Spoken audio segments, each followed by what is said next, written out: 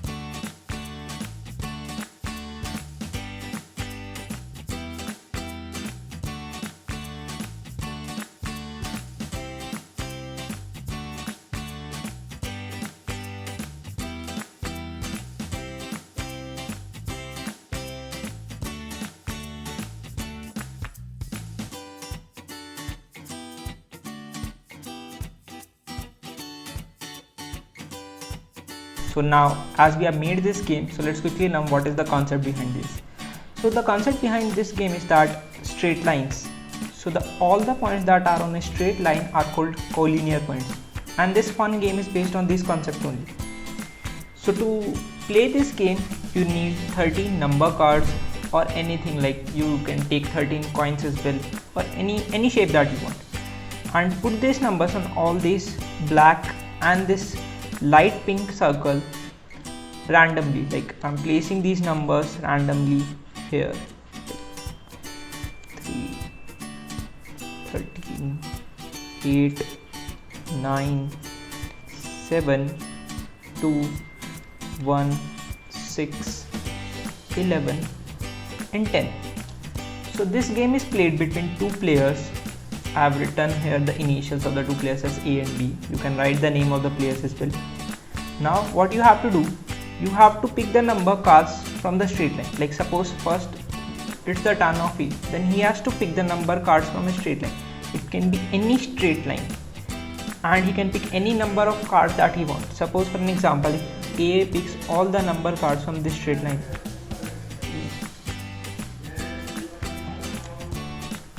now it's the turn of B. We will place the cards of A here. Now it's the turn of B.